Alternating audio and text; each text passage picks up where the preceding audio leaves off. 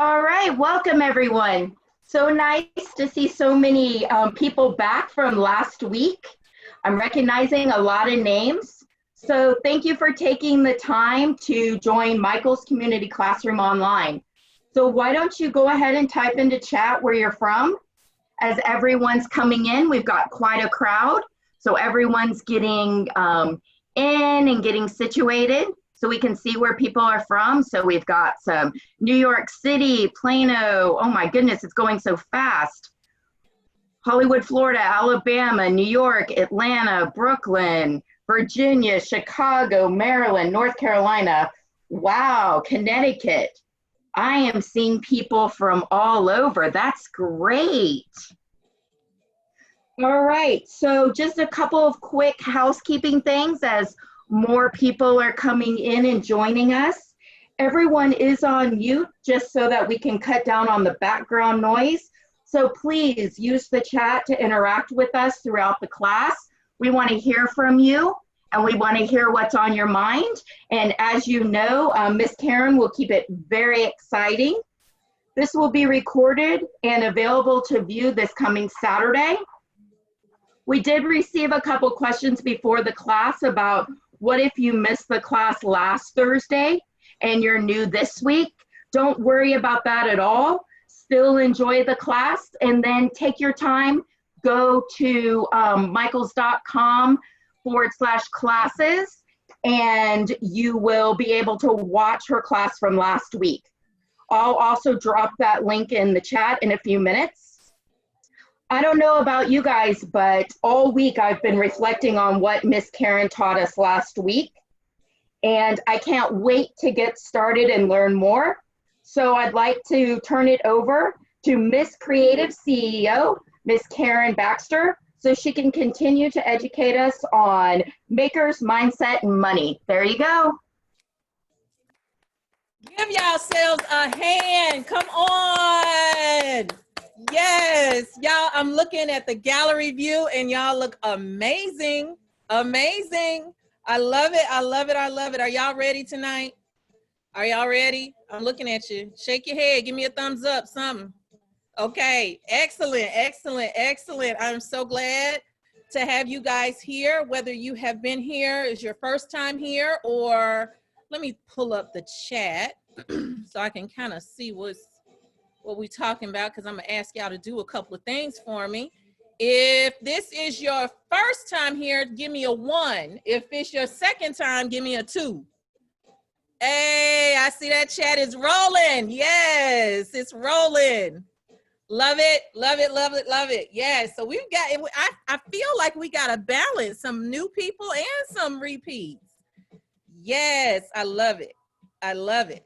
So we know that y'all hear me. I can tell you hear me. Somebody put 3. I only been on here twice though, but okay. They say I'm gonna be over here next week too. I'm gonna go on and put it on there because I'm gonna be on here next week too. I love it. So we know that you can hear me. We know how y'all know how to use the chat. So throughout the night, I'm gonna check your temperature, and that's what we're gonna do. I'm gonna ask you to do something or another, and you just stick it in the chat. Also tonight, they gave a 3 check for, yeah, for the next week, exactly. Also, if you have questions, type them in the chat. Please be patient. I have a team of probably about 10 or 12 women on here, my tribe, that is going to help me. Puerto Rico, the UK, that's what, listen, international. We're international here, okay? But, you know, be patient because there are a lot of people right now. We've got 400 people in the chat and it's steadily going up. And so if you've got to type it a couple of times, type it a couple of times. They're watching, and when it's time for questions, they will ask your questions. Okay, so don't get frustrated, be patient, but we got you. Good evening, good evening. Thank you so much. So much. Rochester, New York, Dallas, Texas, Kentucky, Virginia. Okay, did y'all get y'all downloads? Type a Y or an N. Yes or no? Y'all get your download? Very good, very good, very good. Yes, yes, yes. I see very few no's. Okay, very good. If you did not get your download, it's a free download. You go to my website, Ms. Creative CEO, mscreativeceo.com. Excuse me, and go ahead and download that. Okay, go ahead and download it. I'm gonna give you a half a minute to go on over there and do that. Here, I'm gonna stop my video so you can see it on here, mscreativeceo.com. I'm gonna give you a minute to go and download that so you're not left out. Okay, I'll be right back.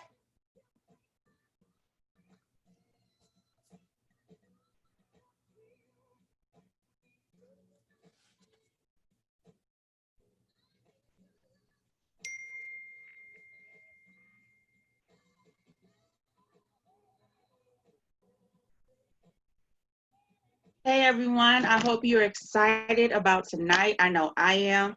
I don't know if you were on the class last week, but Karen gave some gems. She dropped a lot of knowledge. I'm so excited to see what she has to do tonight, what she has for us. We're looking forward to all of you guys' questions, all of Karen's information.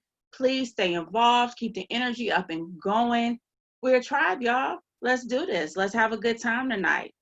Karen will be back in just a moment. Make sure you take this time to download your workbooks so you'll be ready for everything that she's talking about tonight, all right? So we'll turn it back over to her shortly. I hope you got your favorite pens, pencils, and y'all ready to do this. Let's go. Hey there, I just also want to let you guys know that I see that a couple of you are asking if it's the same workbook as it was from last week, and no. So you may want to go down there as a part 2. So you may want to go back to that link and get your second version. Just wanted to let you guys know that.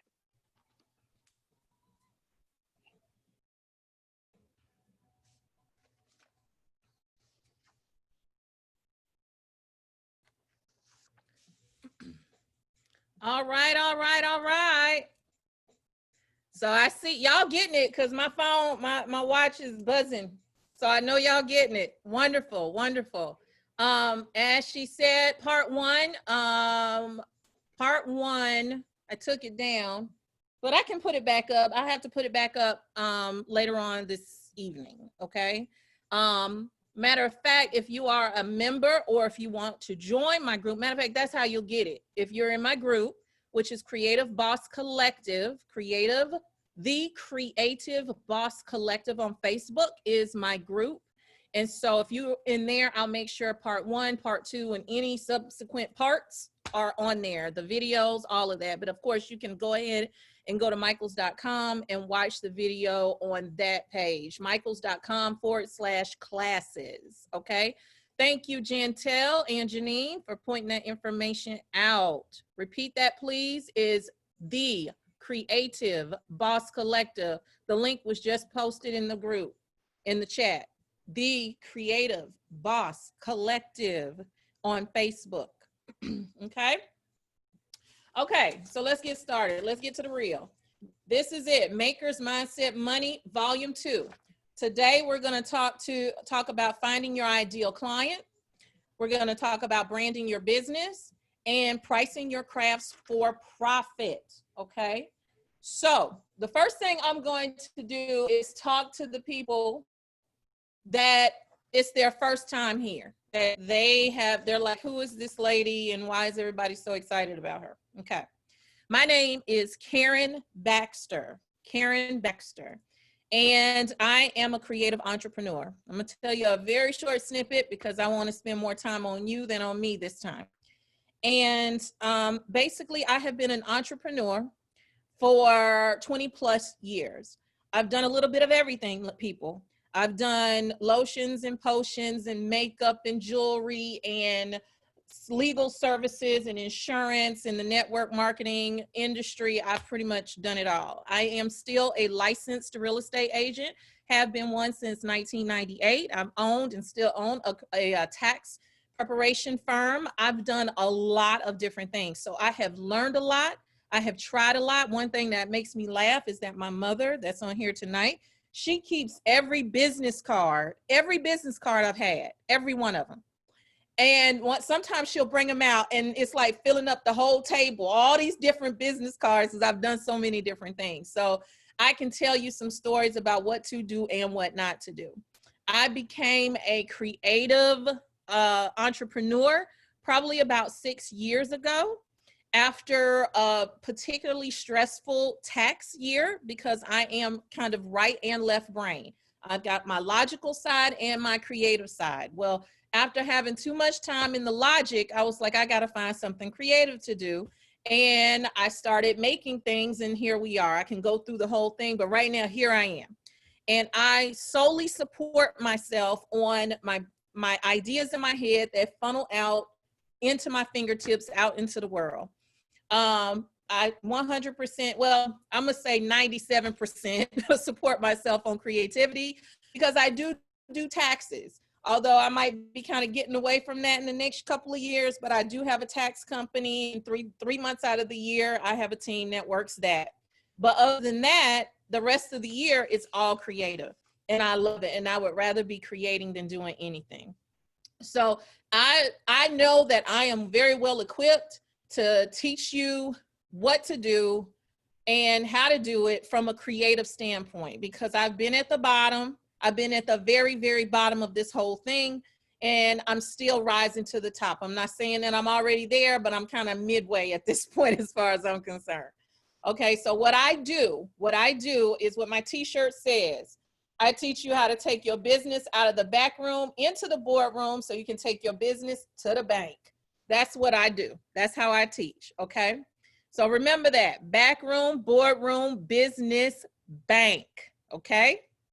So let's recap last week. Last week we talked about mindset. I had told you guys that if you can't get your mind right, anything else I try to teach you is not going to be absorbed, because you're not going to be able to understand that you are able and capable of doing this, okay?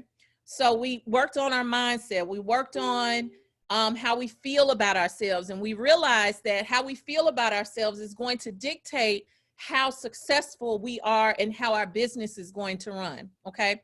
So the people that were here last week, I want to know, let me see.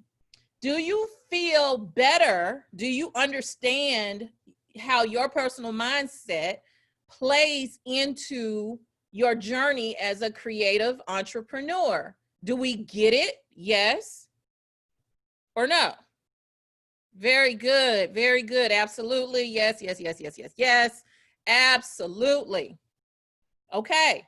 If you don't get that, I'm gonna need y'all to go back and watch that and determine how hard I go from it. That's right. Yes, and you had your first sale from Lynette, whoever Lynette, wherever, congratulations. Awesome. Right. Okay. So that is very, very, you feel much better. That's very good. Yes, I love it. I love it. Okay. So that we understand that our mindset is important, imperative. Also, one thing I did not say last week, I want you to think about how your attitude, well, your mindset does have a lot to do with your attitude.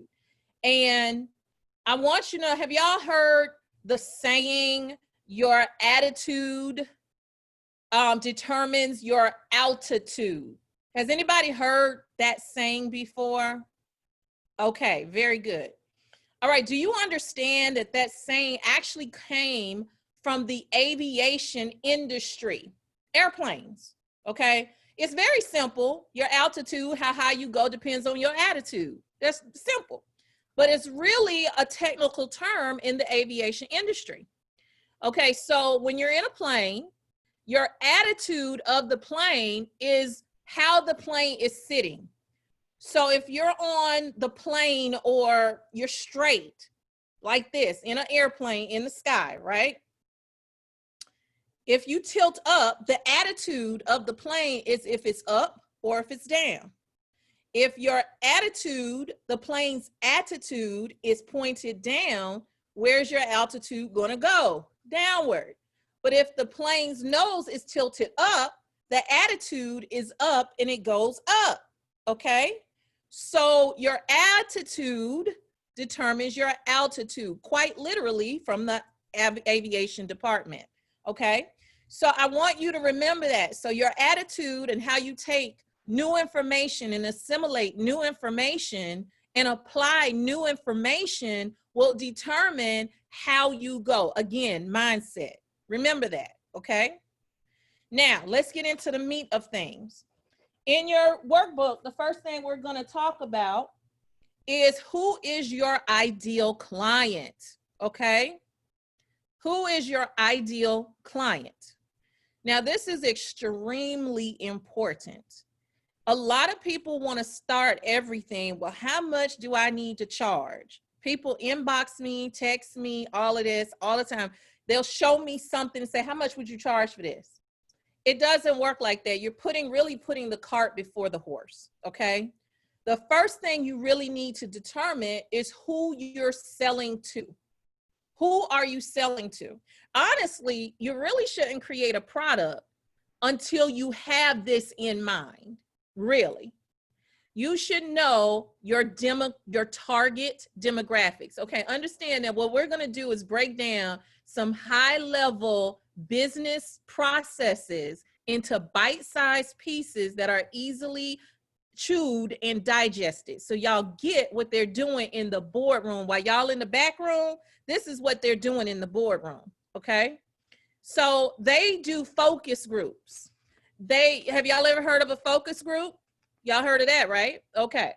So they do focus groups. They spend millions of dollars trying to figure out what their target demographic likes, or who is their target demographic, and how do they do that? They figure out where they shop already. Where do they shop already? Number one, they talk about where does that person hang out? What do they like to do?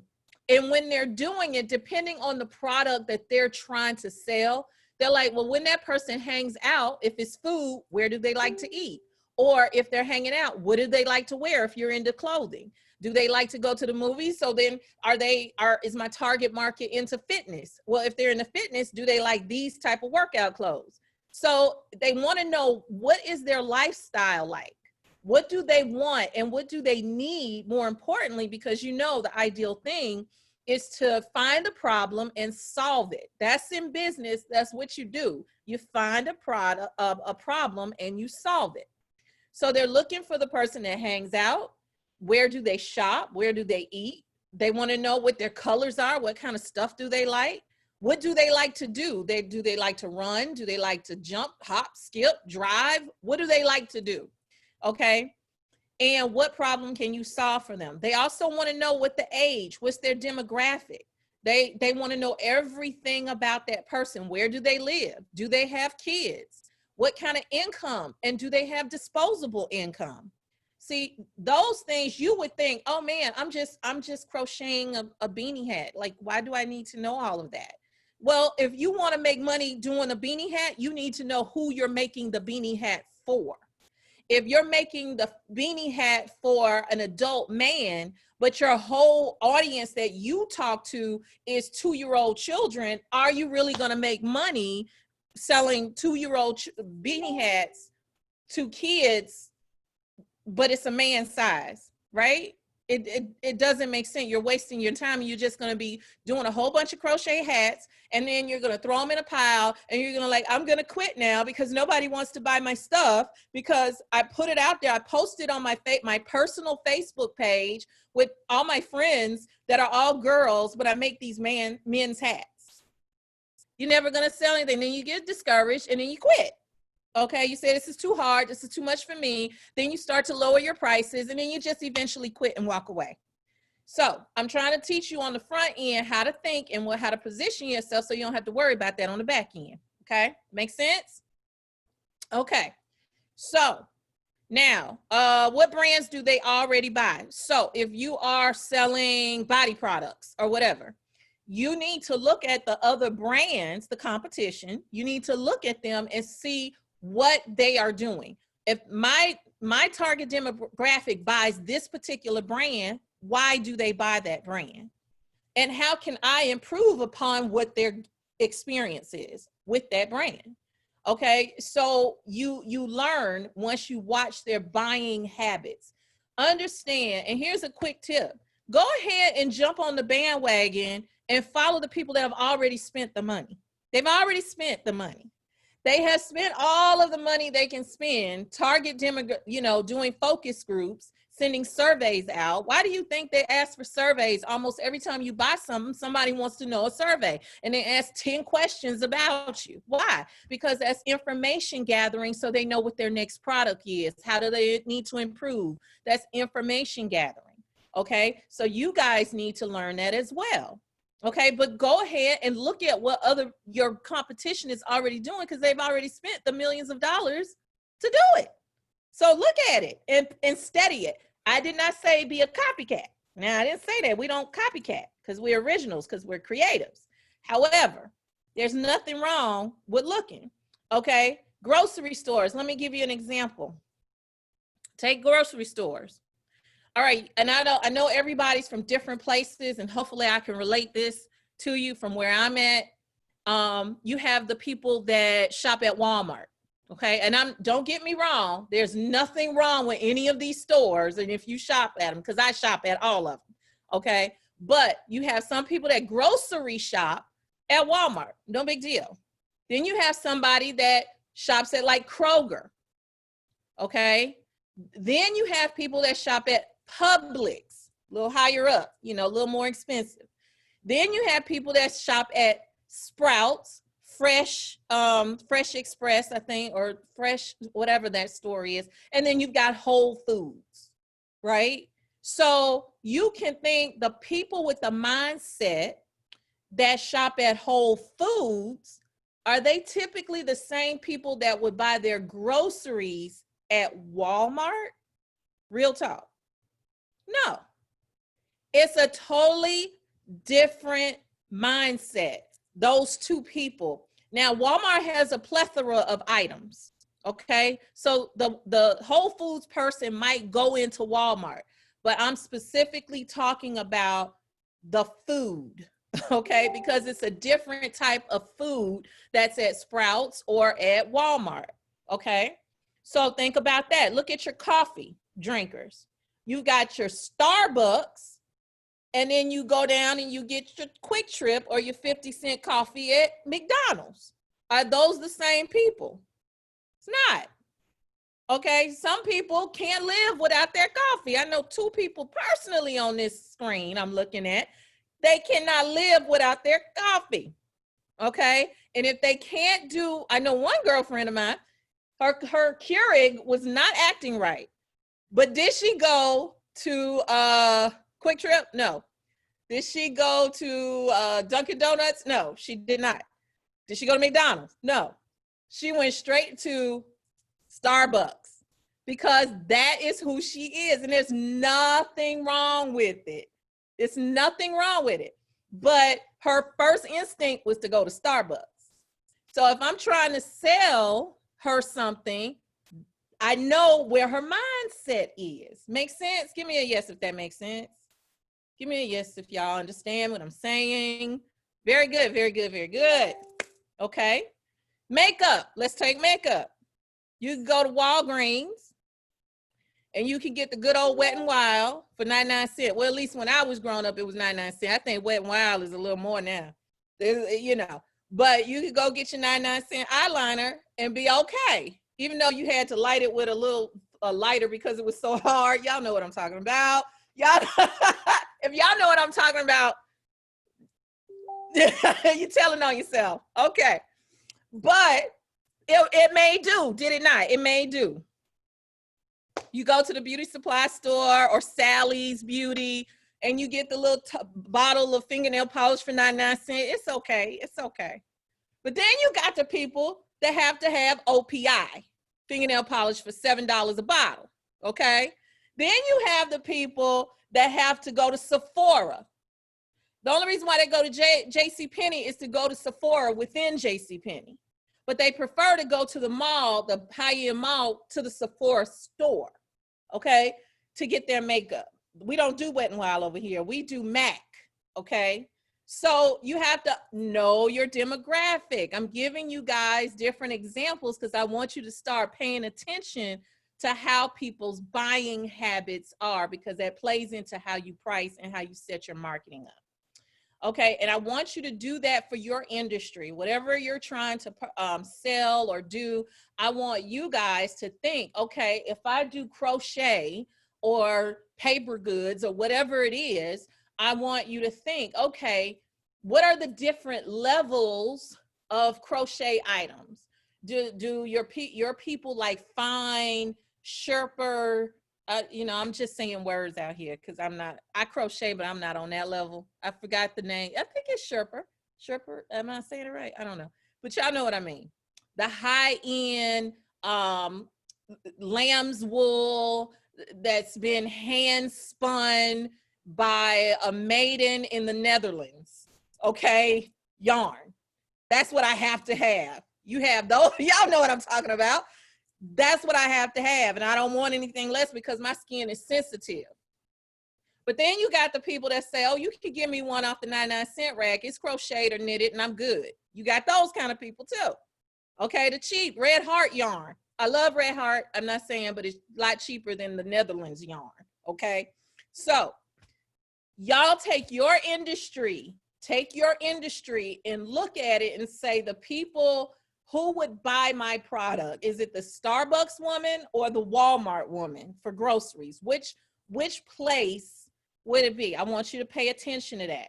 Write those down and write the different things that they are down, and you will start to develop who your target market is. You'll get to the core of the person that you really want to target. And I need y'all to think about what you want and how you create. I don't want you to just always create for other people, because then you'll get bored and you'll get tired. You got to figure out what you want to do and then figure out who the person you need to sell to. Make sense? Okay. All right. Next, determine your market position. Now, I want y'all to remember all of this is going to play into your pricing when we get there. Okay. Quality position, there's 3 positions in the marketplace. 3, 1, 2, 3. Okay. Quality, price, and convenience. Quality, price, and convenience. Now, we're not going to take a deep dive into this, but I'm going to give you a general overview about how those things are. So your quality position is where you people who expect to pay more. Okay, it's quality. It is it's the Netherlands yarn. Okay, it's the higher quality supplies, and it's all of the stuff that goes along with quality. Let's think on some brands. A quality brand could be your Publix if you're looking at groceries. If you are looking at cars, Lexus, Louis Vuitton, Christian Louboutin for shoes, or Hermes, those are your higher end brands. Those are your quality brands where the prices are higher, but the people who buy that expect, listen to the word, expect to pay more because of the level of service, the level of care, the type of supplies, the image, all of that. That's what they want, and that's what they gravitate to. They expect to pay more. But then you have your price position. Your price is where you want to compete in the market. You want to compete in the market on price. Okay, so that's your Walmarts, that's your Targets, you know, that's your Dollar Tree, that's your dollar store. Because the fact is, there are some things in the Dollar Tree that are $1 that you can go and buy at another store for $2, $3, or $4. Okay, same stuff, but they are able to sell it cheaper because they buy it in huge quantities. But the people that are really shopping in there because that's what they want, not just because they're trying to find some craft supplies, that's your price people. Okay. Convenience could go either way, price or quality. Now, in our work, because a lot of stuff is handmade, you have to tell people you have to wait for a while. You have to wait 7 to 10 business days or whatever. Okay. Whereas your competition might say, I have it ready to ship, So now your thing is, do you want to compete on convenience? Sometimes you still have a higher price in the market, but you kind of win out because you are more convenient. You have a delivery service, or it ships the same day or the next day, things that are convenient. Even if it is, I'm going to personalize it. Some people say I'm not personalizing anything. Well, in this situation, you could personalize it. That's a convenience thing. I'm going to go ahead and gift wrap it and you can send it directly where you don't have to do anything. Convenient. So you have to determine if you are going to compete in the marketplace, if you want to show up in the marketplace in the quality position, the price position, or the convenience position. Each one of them have their pros and cons to it. Definitely in the price position, you have to be bare bones. Kind of price. It's convenience. Amazon is the convenience position because you have your Prime 2-day, but they also kind of in the price position. They have some higher end stuff definitely on there, but you can see like your cheaper things on there. You're like, oh, this is a great deal. All you get is your outfit in the bag. It's not wrapped. It's not put in cellophane. It's just thrown, jumbled up in the bag and sent to you because they're trying to beat the competitors on Amazon with the lowest price. If they're going to do that, they have to cut costs as low as possible. Okay, so they can't afford to give you nice, pretty wrapping. They can't afford to put your shirt, your white shirt, in another cellophane, like a little cellophane bag to make sure it's taken care of. They can't afford to do that. Okay, because they're not making, their margins are so narrow because they're choosing to do quantity at a cheap price than quality. Does that make sense? Okay. All right. What questions do we have, ladies? Well, I saw some come through the chat. I'm gonna take a half second and answer a couple of questions. We have one question, Karen. Yep. Can you not have different levels where several type of shoppers can buy from you? You absolutely can. However, you have to set your core demographic. There are all types of shoppers that go into Walmart. I mean, I've been in Walmart in my area because I don't live too far from a couple of what is it called? Movie lots. Okay. And so I've seen stars in Walmart, like legit stars in Walmart. They're definitely high-end people. So you can, but you have to have your core. See, if you fluctuate on who your core demographic is, then you all over the place. Then you really don't appeal to anybody. Okay. You have to be loyal and true to your core base. But if one day you're trying to satisfy this type of person, the other day you're trying to satisfy that type of person, and then then you're not reliable. You know, Starbucks is this way and this way only. They don't change. This is what it is. Even Michael's, they this way and this way only. They don't change what the core value is and what they do. Yeah, other people may wander in and purchase, but their core is still this. Make sense? Consistency. Very good. We have any other ones? Okay, let's keep it moving. You might go into your next part, actually. She wants to know, how do you reach our shoppers? Very good. Excellent. We're going right on into it. The question is, what does your brand need to look like to attract your ideal client? Now, what's the difference between branding versus marketing? Okay. I think a lot of people get very confused that branding and marketing are two different things, people. They're very different, okay? So branding is who you are. It is your mission statement. It is what you stand for. It's the way you look. It's the way you act. That is who you are, what you are. That's it. Marketing is telling people about who you are. You understand? Branding is who you are. Marketing is telling people about who you are. Okay. Now, branding is very important. Now, this is where we get to psychology and where the big boys really reign supreme because they spend a whole bunch of money on the psychology of sales. okay? So what they do with branding is they figure out who their target market is first. Then they start to break down the things that make that target market happy, okay? And then they use color theory. They use colors. So I'm about to step on some toes. I know I am, but this is what I do. I'm like a Sour Patch Kid. You know, they're salty and then they sweet, sour, then they're sweet. I'll hug you. So a lot of you guys will create logos with all this stuff. Y'all have pictures, y'all have flourishes and squirrels and swirls and 15 colors, and y'all have all of this stuff because you're trying to pack in everything that you do into this one logo. And y'all know I'm right. But I want you to think about your big companies, what they look like. I want you to think about the logo. Like, let's take Michael's. It is literally like handwriting. Michael's. They don't even have an apostrophe. It's just Michael's in red.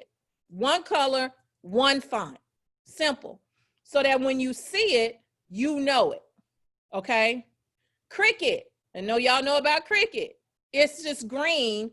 Cricket. That's it. IBM. What is it? IBM. Lexus.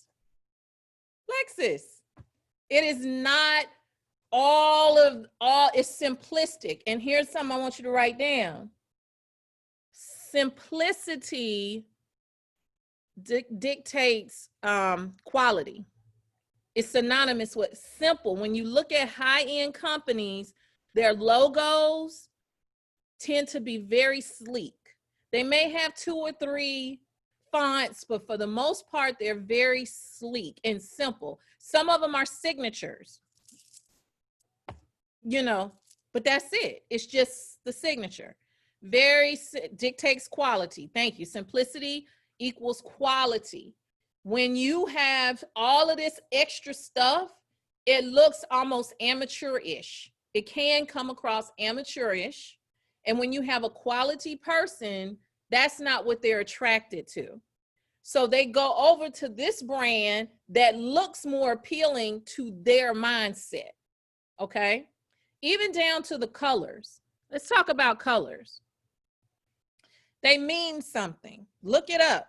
Look at sales in color, advertising in color. Go look it up. Black. Black always dictates money, quality, high end. You got your black card, your Black American Express, a black Beamer, a black Lexus, sleek, clean, sharp, quality, high end. That's what comes in your mind subliminally. You don't even have to say it. You already know it.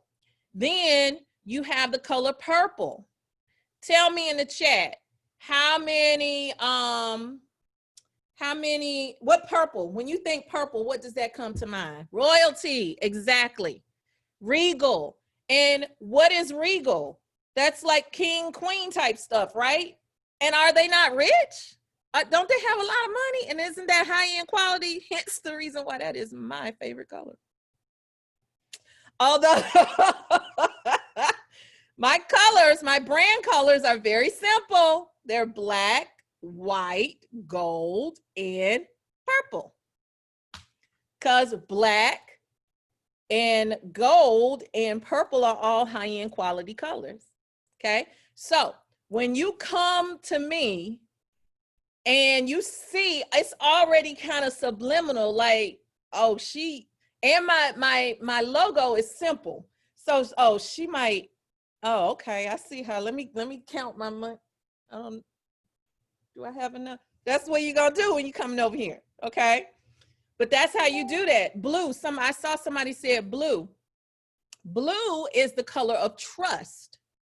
So you will see doctors, you will see hospitals use blue. They'll also use green because green is organic. Any people that use data like computers and stuff like that, banks you'll see that color in their logo sometime because they want you to trust them. So they use the blues, greens, hence health and organic. That's why you see that in the sprouts, and that they say things that are organic, okay, and clean. So it's subliminal messaging behind all of that. So when you pick your brand colors, when you pick how your logo looks, I want it to reflect who you are, but at the same time, I want you to pull back, because your brand is what's always going to speak for you when you can't speak for it. Write it down. Write it down. Your brand is what speaks for you when you can't speak for it. Shoot, that was good. I need to write that down. I said that just came off the top of my head. I need to write that one down. All right. So I want you to say, what do I want to look like to the world when I'm not standing there with my 2 minute, my 1 minute commercial. Okay. My 30-second commercial, actually. Okay. So styles that appeal. Now, when you're picking these colors, make sure that the style and these colors appeal to your ideal client and the position that you want to take up in the marketplace. Okay. Your ideal client and the position you want to take up in the marketplace. Okay. One thing I would suggest that my girl Shanti, who actually will be here next week with me, she says, go and find your brand crush, a brand crush. Okay.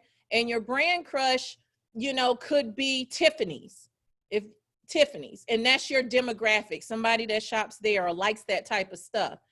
She'll say, go and sign up for their newsletter. And then you can kind of see how they talk to their customer, how their brand looks, how they relate, and how they handle people. You can learn from those people. So go and find who you kind of want to emulate. Or remember, we're originals. We can be inspired by other people, but we do not copy people. Okay. So go and find the people that you are inspired, the companies. It doesn't have to be high end. It could be somebody on Etsy, or some store or somebody on Facebook. Just subscribe to them and see how they deal with their customers and stuff, and see how you can apply those same things in your business. Also, packaging and pictures and wording is all important. If you are a quality position person and you're asking for higher pricing, then your packaging has to look a certain way. On YouTube, there are thousands of unboxing videos, because sometimes it's more exciting to unbox the thing than to actually the thing that you bought, right? So make sure that if I spent $200 on a t-shirt, my t-shirt need to be in a nice box, folded in some tissue, and I need to have an experience. I need to have an experience when I'm opening. I wish I would buy a $200 t-shirt and it's thrown in a bag and I don't even have my cellophane wrapper. We're going to have a problem. Okay. So remember, if you're going to choose to be in that category, you got to bring everything that goes in that category. You can't do price work for a quality, price work with a quality price. You can't do that. Okay. Now, pause for a second. It is 8:44. Debbie Cross, can you tell me if I have a little extra time? Yes, ma'am. We can give you a little extra time tonight. I'm sure everybody would love it. Thank you very much. Thank you very much. Okay. So yes, that's another thing. Somebody said Ivy boxes and experience. That's another thing that you want to think about. Do you want to bring an experience to your customer? Or do you just want to give them, like, here you go. There it is. Like, what is it that you want to do? Okay, because that will determine how much you charge people. Pictures. Okay, let me get close to the monitor. I'm gonna need y'all to take good pictures. Okay, do not take pictures with a whole bunch of stuff in the back. Like, your kids' toys, your food from this morning, the cat. No. That's not what we're doing. Okay. I don't care what position you are, quality or price or convenience. Your pictures will dictate what people are willing to pay. Case in point, let's take Louis Vuitton, a Louis Vuitton bag, okay, or Hermes, or a Birkin, whatever. And I want you to take it, it's in a high-end store. Okay, now let's take a flea market fine bag. You know, people have knockoffs and things like that, right?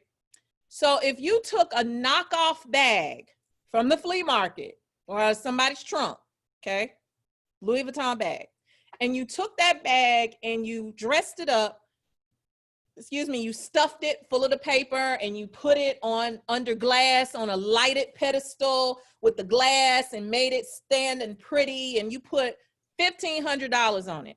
Somebody would buy it for $1,500. Why? Because of how it's packaged, how it's presented to you. You will pay that $1,500, right? Now I want you to take the actual $1,500 Louis Vuitton bag, and I want you to take it to the flea market and put it on the shelf in one of those little cubes, and then don't have any paper on it and have it slouching and just sit it on the corner at the flea market and put a $1,500 price tag on it and see who buys it. Nobody. Because they're going to think it's fake. That I'm not paying that. Why would a $1,500 bag be in the flea market? And it's slouchy. Look at how it looks. Y'all know I'm right.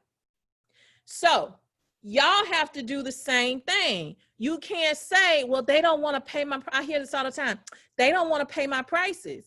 Yeah, well, you just took it with all your pots and pans and your dishes and your kids' feet in the picture.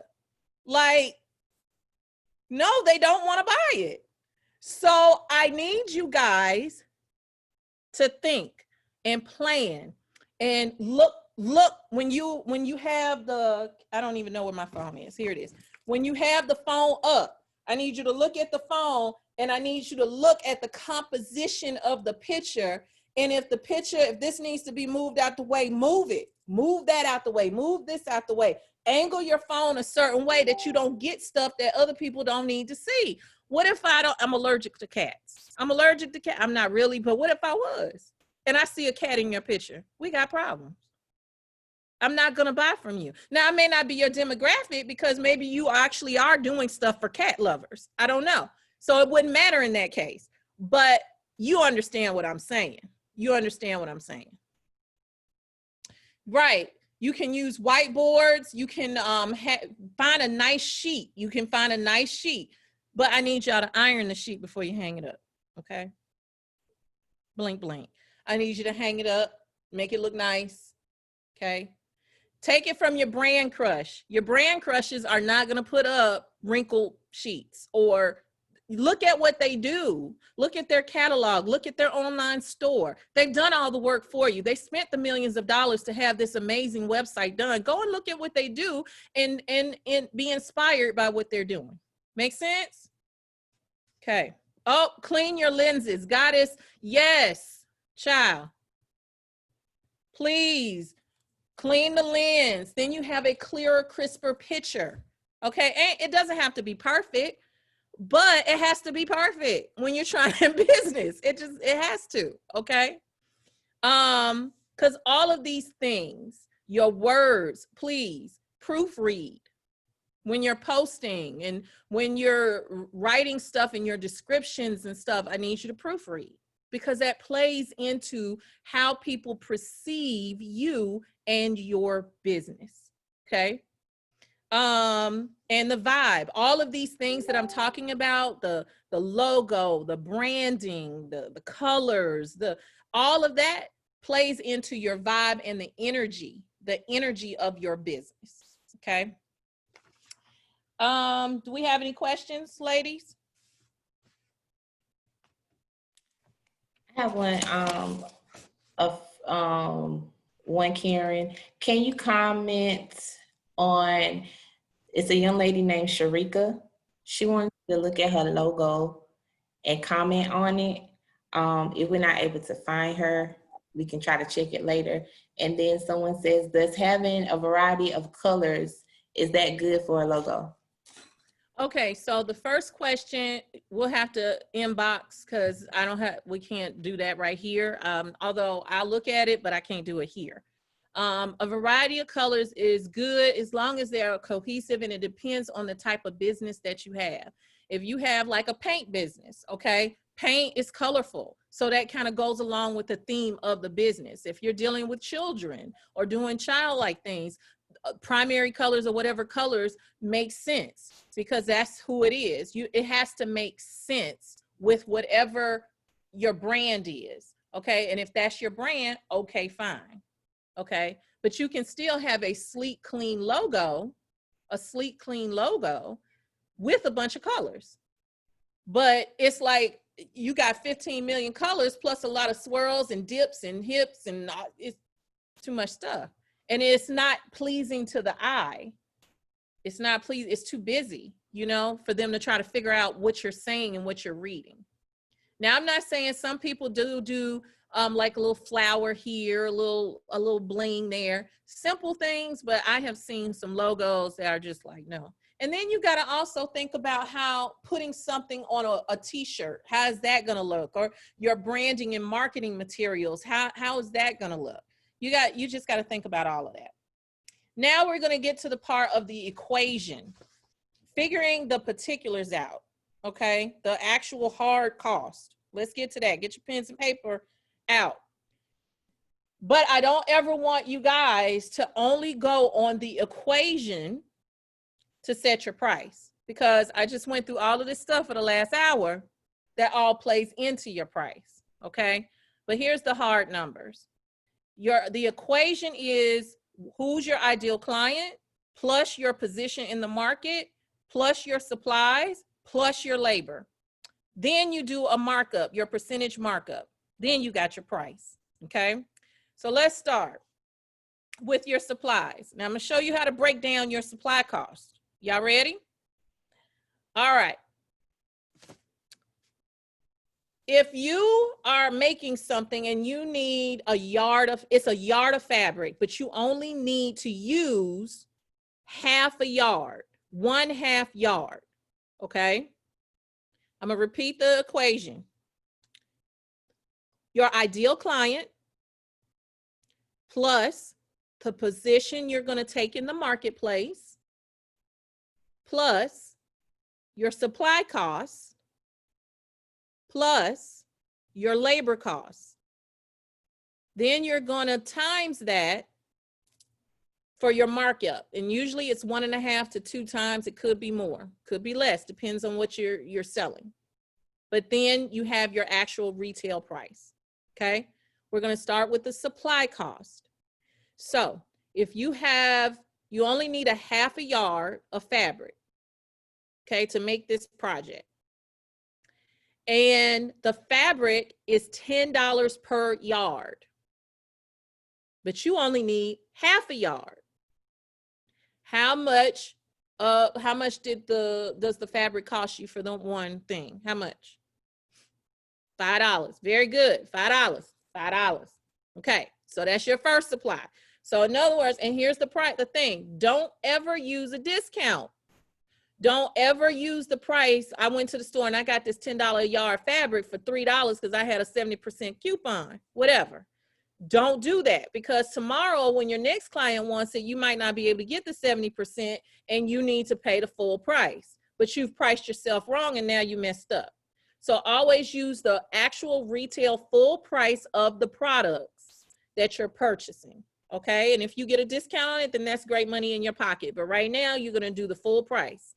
All right, so $10, 1/2 yard, $5. Okay, write that down. Okay, and we need a zipper. We're making a pillow or something. We're doing the 1/2 yard of fabric and a zipper. The zipper costs $3, let's just say. Then you need to think about incidentals, and I guarantee none of y'all on here think about incidentals, like your thread. Do you think about your thread? Because it's thread. Like, how do you measure thread? You don't. Thread, your electricity to make it. Do you do that? I bet y'all don't. Okay, stuff like that.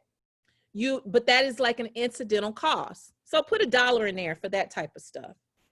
And I can't tell you, there's no set price. If you want to charge 2 cents for it, you can. I mean, it's just a general idea.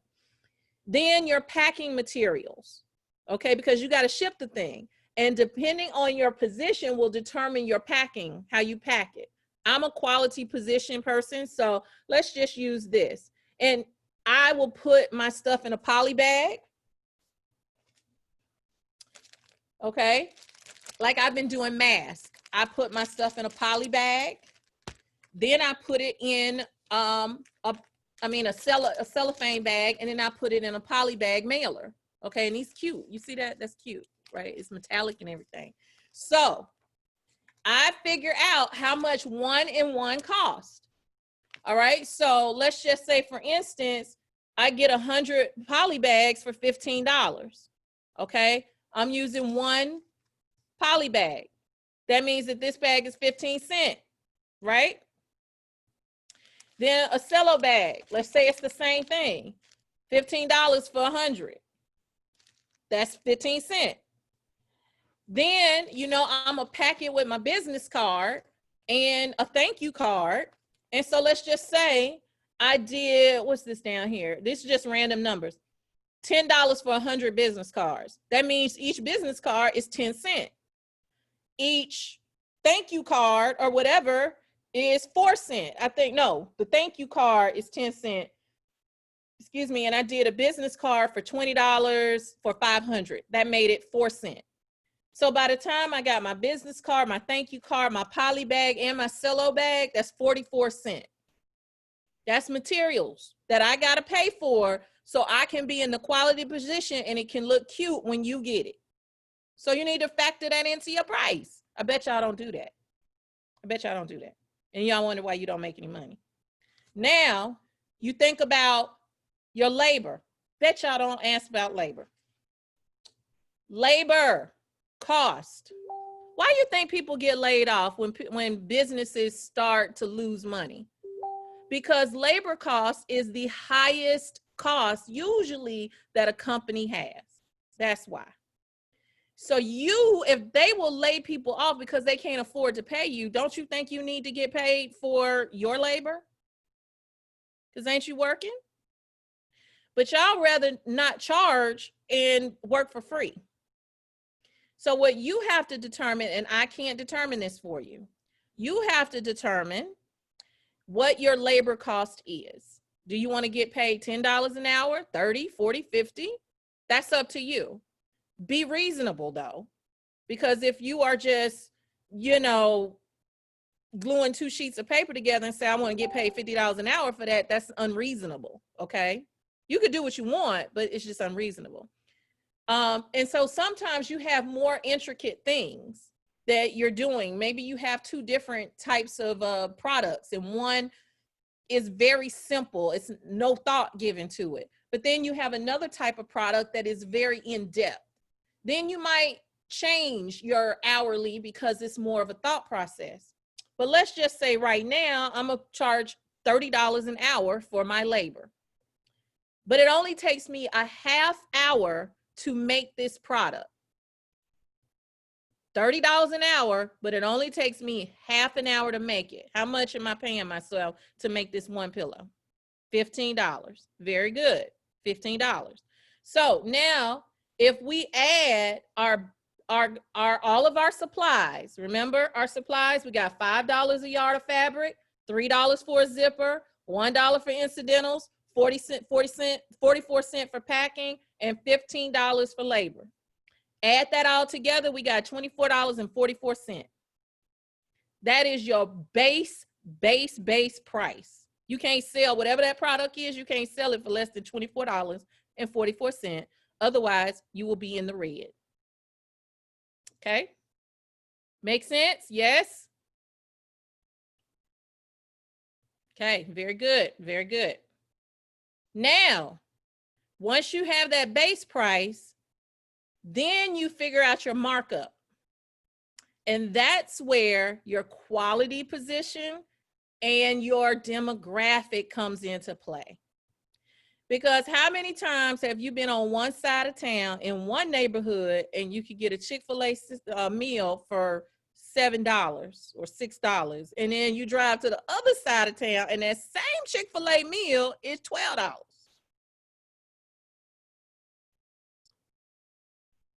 It's demographic. Wherever you were, where it's $12, it's a higher demographic. It's a different demographic who expects to pay more. They want to pay more. Those type of people, listen, if you give them something cheap, they're like, it must not be worth it. It must not be worth it because it's so cheap. See, a lot of times you shoot yourself in the foot by pricing yourself so low because people perceive the mentality is if it's that cheap, it must be cheaply made. So they don't want to buy it. They would rather pay a higher price to get, in their mind, better quality. So it's really all about where you see yourself. So if you want to be in, you're trying to reach that Starbucks, Mac person that shops at Sephora and drives a Beamer and that's, you know, whatever, then you might want to do it times 2 on average. So 24.44 times 2, let's just round it up to $25. 25 times 2 is $50. That's what you need to do. Now, if you're more of a price conscious and whatever, then you might want to do it 1.5. Here's another thing. Look at your competition. Look at it. Look at them and see what they're doing. For the same product that you're making, they're charging this amount of dollars, but what are they doing for it? Are they giving extra? Are they doing extra? Are they doing nothing? What are they doing? Because you don't want to price yourself out of the market, completely out of the market, but at the same time, you don't need to price yourself to where you're not making stuff because you're scared because they are making the same thing for less. Because they might not have taken my class, so they don't know what to do. So don't base your price on it. You just need to know how to do it. You need to be discerning and you need to be calculating. You need to be thinking, okay? So, and see here, when I'm doing masks, and I don't have any problems with it. A lot of people, when the mask thing hit, there were people that were doing masks for $10 and $15. I came out of the gate at $20. Didn't have a problem. Had so many masks, I had to shut down my store because I didn't have enough time. I couldn't do it all. Okay, and people were saying, yours is $20. Oh my God, $20. Yes, $20. You don't want it, that's okay. You don't have to buy it. It's all right. These other 100 people did though. So it's okay. And that's what I need y'all to understand. Once you set your price and you understand why you set your price, then you have more confidence in your price. Because now you say, listen, it cost me $25 to make this, so me charging you $50 is a steal. See, before you didn't even understand why you were charging the $50. Then when somebody said, oh, it's too expensive, you were like, well, maybe it is. I don't know. Maybe I should lower my prices. Maybe I should do this. No, now that you know and you know who your customer is, the person who is complaining about the price, listen to me, probably isn't your customer.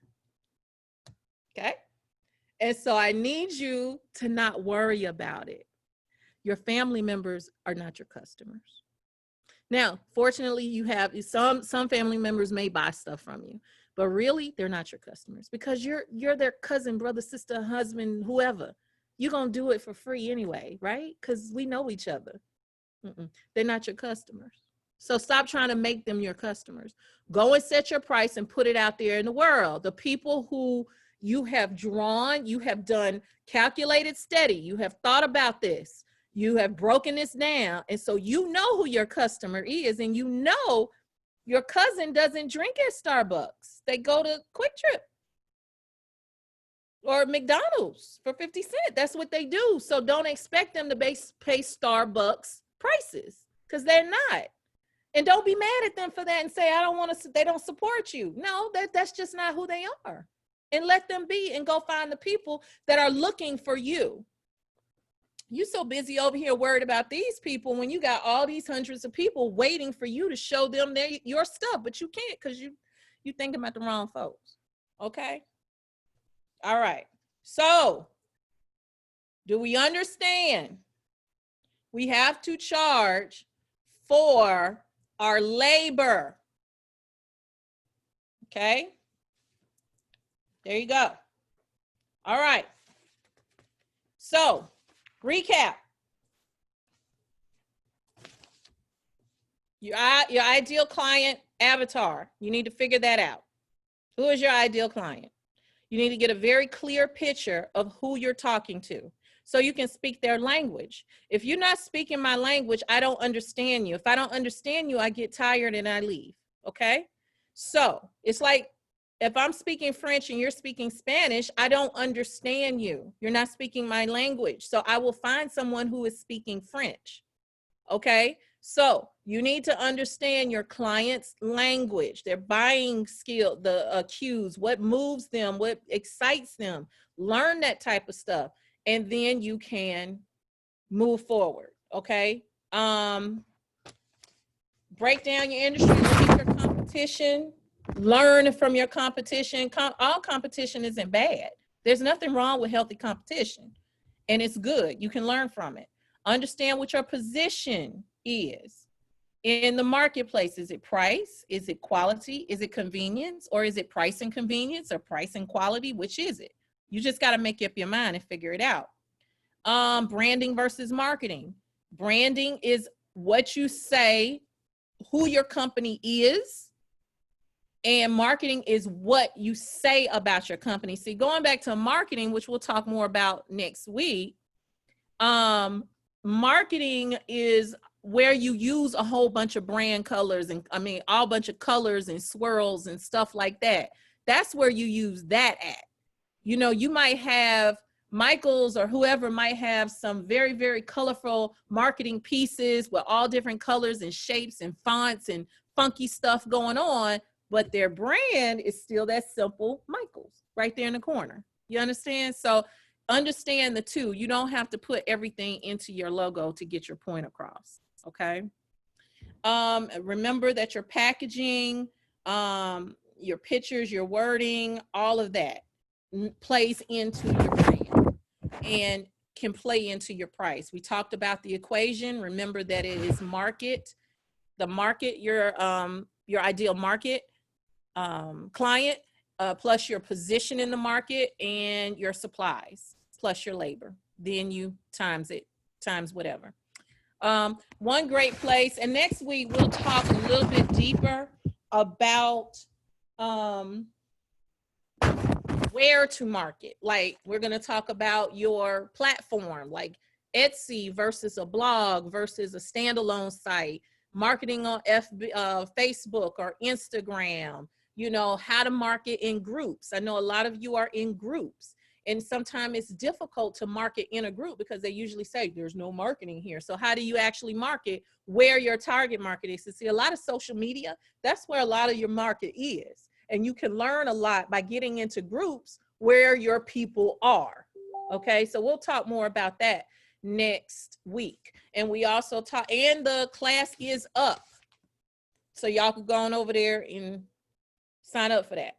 We talked about your attitude. Remember, your attitude and the altitude is determined. Your attitude determines your altitude, right? So remember the airplane. If it's up, it goes up. If it's down, it's going down. So remember that. And I think that wraps it up, people. Now, I'm going to open it up for some more questions.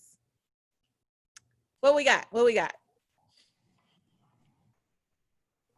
We have a question. Should you consider the operation costs, like sales tax, bank fees, etc., when you determine the markup percentage? You can, but I really feel that's the cost of doing business. That's not really, it is a business expense, but I don't think it's a business expense that the customer needs to bear per se. It is a cost of doing business, and you do need to consider that. But that is the whole point, that if you are pricing yourself correctly, you should have enough money to cover those type of things. But at the same time, you can incorporate that if you like. I think that was a great question.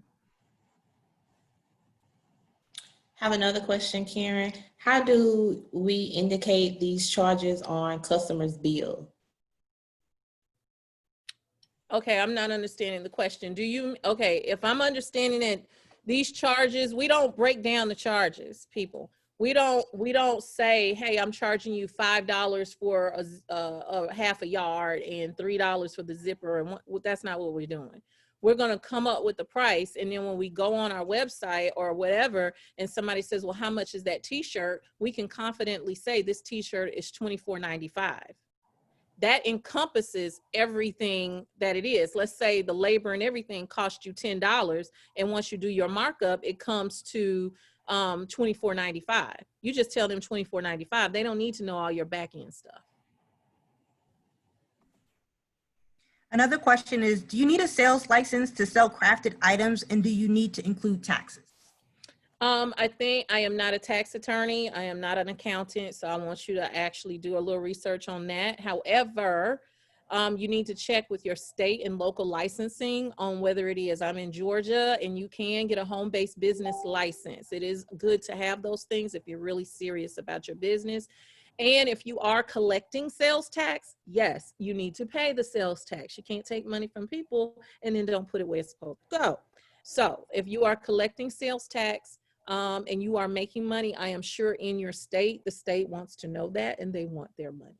So I suggest that you go to your state government website, and it's something, whatever it is, .gov, I'm sure, you know, your state.gov, go and Google it and find out about sales tax. I have another question, Karen. What about when you want to reach a certain demographic, but your mission is charity? Do you just donate to those causes?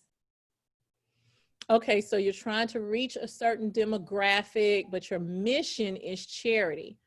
Okay, so I'm a little confused by the question, but I'm going to try to answer it. Your mission can be charity, but you still got to make money to donate to those charities. So yes, you need to find out the demographic for your product so you can make the money so you can donate it to the charities for your mission. Makes sense, I think. The next question is, I'm bilingual. Can you give advice?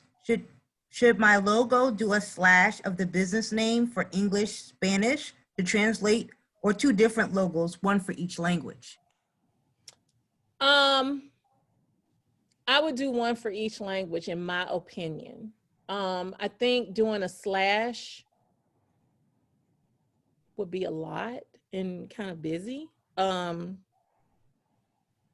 Yeah, I mean, when I think simply of marketing materials that I've seen in multiple languages, it's like everything in English and then it flips over and everything in the other language. It's not everything jumbled onto one page.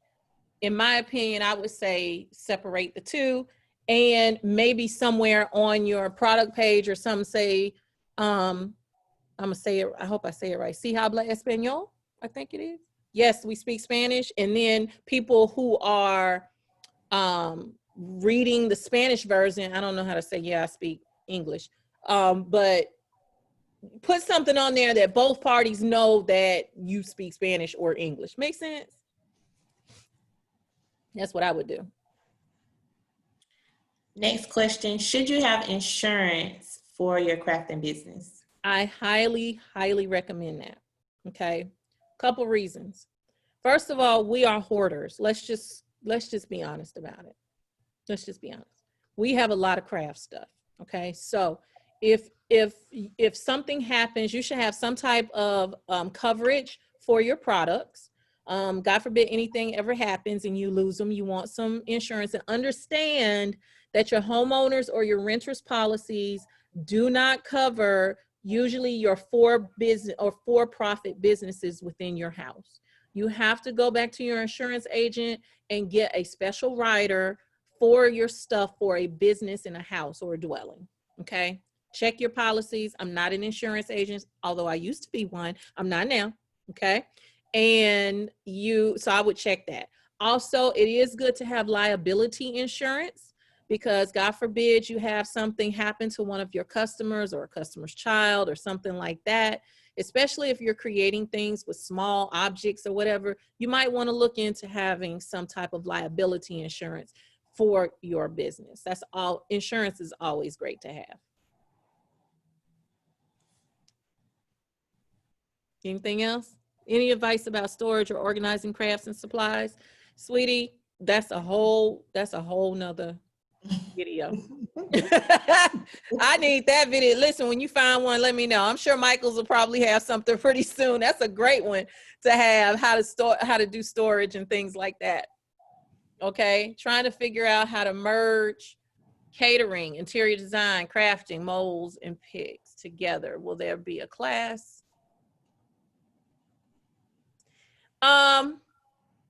That's beyond the scope. That's a great question, but that's a little bit beyond the scope of this live. Maybe next week we can talk about that, because that's kind of like a marketing question. So come back next week and we can chat on that. Okay. All right. Karen, Yes. you have room for one more? Yeah, let's go. Okay. Where is a good place? I'm sorry. Sorry, y'all. It's okay.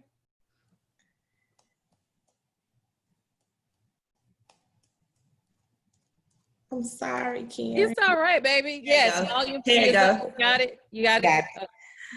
Would a slogan fall under marketing or branding? Branding, because that's speaking for you, for who you are and what you are. And a tagline, there's nothing wrong with a tagline. I know I can't remember it, but something creativity is Michael's tagline. They have a tagline. It's Michael's, and then there's a tagline. All right, so that's part of the brand. So yeah, have that.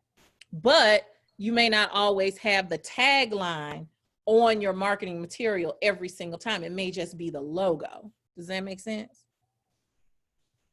Okay. All right, do you think including shipping in the cost is okay, or should you? I like to separate my shipping. I do.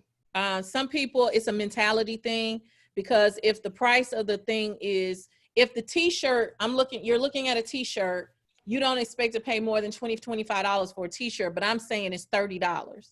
So in your mind, oh, the t-shirt is $30, as opposed to it's $25 and $5 for shipping. Oh, that makes sense. The t-shirt is just $25. But if, oh, the t-shirt is $30, sometimes they don't separate it in their mind. So I prefer to break it out. That's what I do. I prefer to break it out. And you don't pay that, they pay that. Unless, of course, you want to do free shipping, but that's on you. You better make sure that's in your price. This is a good question. If I price items too low, how do I correct it without backlash? Oh, girl. Oh, girl. That's a good one. Because some of us, y'all hadn't taken my class before today, so y'all probably did that, right? So sometimes you have to step back and regroup. You have to step back and regroup. Sometimes you can do it like that. You can close up and say, I'm restocking or rebranding, and then come out with your brand the way it is at the prices that they're supposed to be. Understand that you may lose some clients, but that's okay, because they weren't really your clients to begin with. They were your clients for the lower price, but not really for what it was that you are doing. Okay. And you have to be okay with that. And you don't get scared about that, because the people that are for you will come to you. But like I told y'all, entrepreneurship is not for the faint of heart.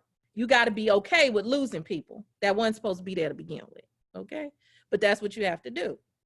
Okay. And it's always better to price a little higher. Listen to me. If you're not sure, sometimes go ahead and price higher, or you can do a price lower, just a little bit lower, and say, this is an introductory price. This is a grand opening price. You have to give a reason why you go up on prices. So you can't go from selling a $20 shirt to the same shirt being $40 simply because you listen to Karen and she said raise your prices, because the client don't care about that. They don't care about me, and they care about their money. Okay, so why you charging me $20 when I just paid $40 when I just paid $20? So you got to give them a reason. So sometimes you can start out lower and say, hey, this is an introductory price, and then they know it's going to go up. Then you can tempt them with that and say, hey, it's going to go up soon. You better buy now. So y'all got me into next week class. Y'all need to stop playing. Y'all got me into next week class, but I just gave you a little tidbit of what's coming next week. Okay. Also, if you price higher, you can come down and do a sale, but don't get used to doing sales. Please don't get used to, because then you'll train your audience. Okay, we in the marketing. I'm not fooling with y'all. Then we in the next week's class, and Debbie's gonna be like, we don't even need to have the class next week. Okay, I'm gonna go. Listen, I appreciate y'all so much. Make sure you follow me on Instagram and on Facebook at MsCreativeCEO.com, MsCreativeCEO.com. Check me out on my website, MsCreativeCEO.com. And don't forget to join the Creative Boss Collective. That's where you can find me, my tribe, and all the creative bosses. Michaels and all you beautiful people, thank you so much for having me. I appreciate it. Well, thank you. We really appreciate you. So thanks really for sharing your inspiration tonight and your knowledge. I did want to tell you the Michaels tagline. Yes. It is Michaels made by you. See? Yep, made by you. So very short, very simple, and to the point. There you So go. I know I've walked away with a lot of knowledge on my own, and I wrote down something very important that you said. Brand speaks for you when you can't speak for it. So very, very good. Thank you. Class 3, as you mentioned, is up and ready for signups. So please, everyone, go over to michaels.com/classes and go ahead and get signed up for next week, because I really want us to be able to spend next Thursday night with this group together again, and really continuing learning and being inspired by Miss Karen. So I'll just finally say that I hope to see all of you back again next Thursday. Thank you, guys. Y'all have a Thank you. great night. Bye. Bye.